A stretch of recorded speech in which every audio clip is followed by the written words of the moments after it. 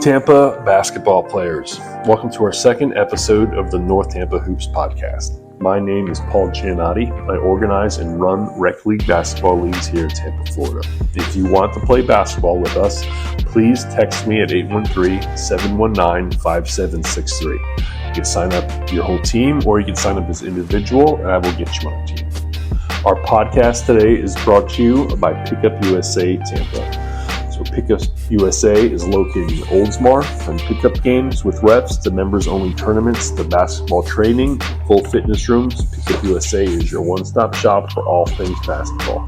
I play up there. I go up there on Wednesdays, play in some open runs. It's fun. It's organized. They do have refs. If you're interested in playing, please let me know, and I'll get you in touch with the gym. So welcome back, everyone. We had an exciting week 6. Had some games that determined who's in first place. Some battling for position as we get closer here to the playoffs. We're going to start off with our players of the week. So Gerald from Get to the Baja with a great 45 points in his game. Got the team to win. Also, Gino from Starbox put up 30. And Errol from the Dragons had 27 points. Our key contributors for Week 6, Trey from the Warriors had 23 points. Fabian from Get to the Baja had 24 points. Trevor from Florida Cash had 15 points. And Tuzani from the Warriors had 14 points. For top 10 scores for the week, I'm just going to go in order. Gerald, Gino, Errol, Fabian, Trey, Trevor, Tuzani, Chase, Day, and Reach.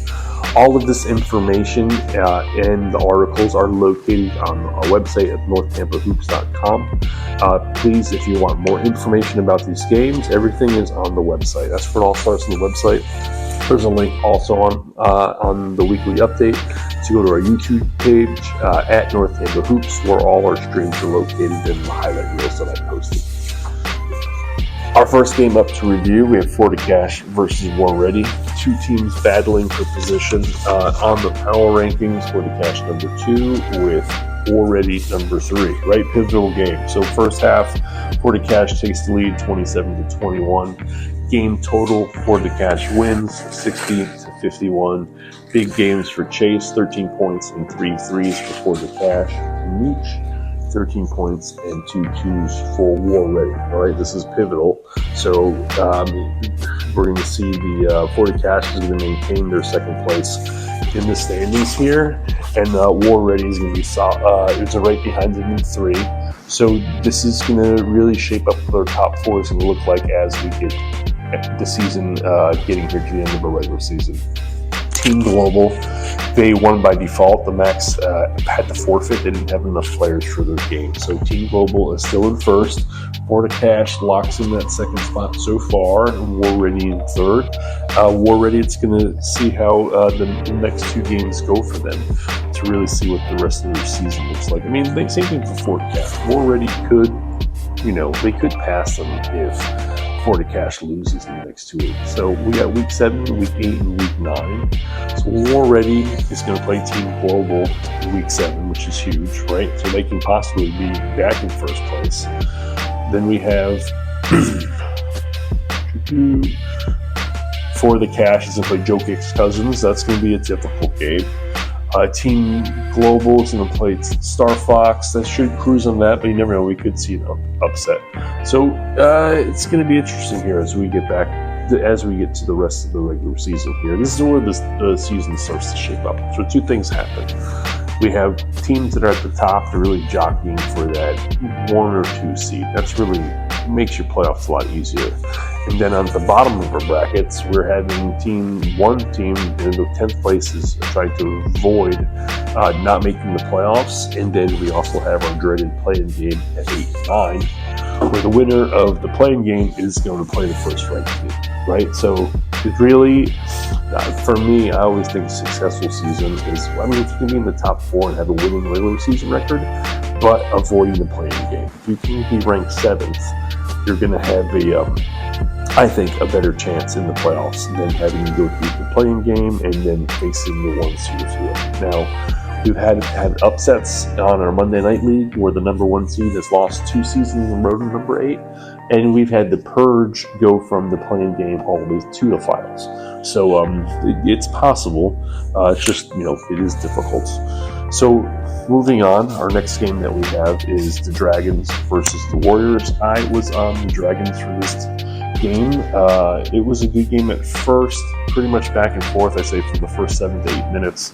And then we had a first half score. That doesn't reflect what I just said, though. Warriors. So the first 7 to 8 minutes was tight. And after that, Warriors just took off. 40 to 18 is the halftime score. Final score, 69 to 46.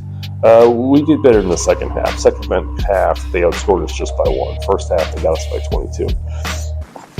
Arrow put on a scoring display for the Dragons with 27 points and 2 twos. Myself, 4 points for the game, bringing my total to 7 for the league. Would have had 5, but I had I made a free throw, but I got pulled back for a late violation. Trey had 23 points for the Warriors, and Tuzani had 14 points. And a sweet dunk, and then he did have the alley-oop for Bruce.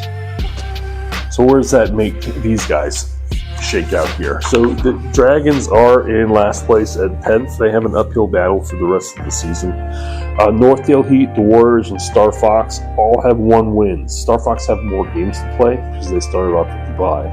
But much needed win for the Warriors. It gets them out of last place, and now, they're in 8th right now. They could possibly be 7th, could be 6th. The Macs are struggling, having a hard time putting a team together. I mean, they could possibly get up to 6th. So there can be some good movement from one of these teams.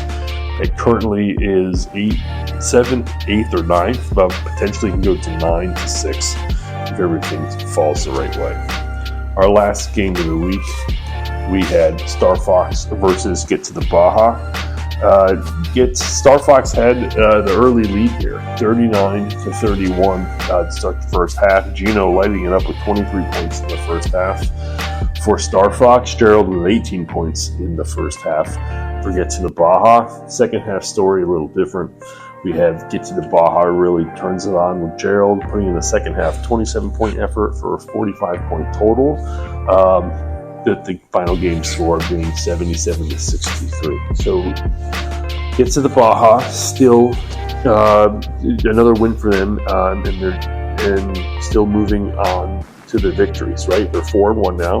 We have a big clogging of teams at the second. Pretty much first to fourth, right? There's only one game that's dividing these teams from each other. So it's going to be a lot of head-to-head matchups for these tiebreakers. Get to the Baja. I think they're going to be in a good position here if they play out the rest of the season. They could. Can they be in with 1 loss? Let's see what they're looking at. Get to the Baja has a bye in week 7.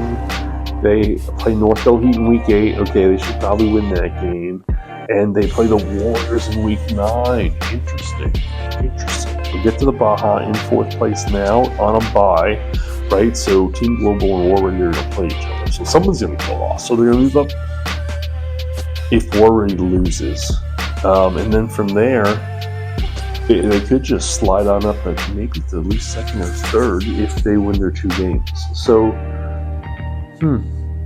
interesting. We could see them in what happens with Joe Kick's Cousins here.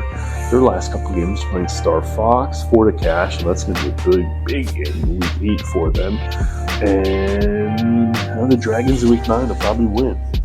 Interesting how it's all going to shake out here as we get to the end of the season. Now that we have our games recorded, this is what our week 6 standings look like. Team Global in 1st place at 5-0. For the Cash in 2nd at 4-1. Already in 3rd at 4-1. Get to the Baja in 4th at 4-1. Joe Kick's Cousins at 5th at 2-2. The Max in 6th at 2-3. Star Fox in 7th, 1-3. The Warriors in 8th at 1-4. Northdale Heat 9th at 1-4, and the Dragons in 10th at 0-5. Our next segment is our Buccaneer update. Bucs had a great game on Monday night, starting the season at 2-0. Baker Mayfield drove him back for the victory, Tom Brady-esque, to get the late touchdown to make Bucs 2-0. And we have a home game this Sunday against the Jets. Let's look at our Week 7 preview. So at 9:30, we have Star Fox versus Joe Kick's Cousins. Joe Kick's Cousins has the spread here. They are the favorite at 4.5 points. War Ready versus Team Global. This is going to be a big one. It's going to have a lot of separation to see who's in first. If Team Global wins this game, they should finish the season undefeated, is my prediction.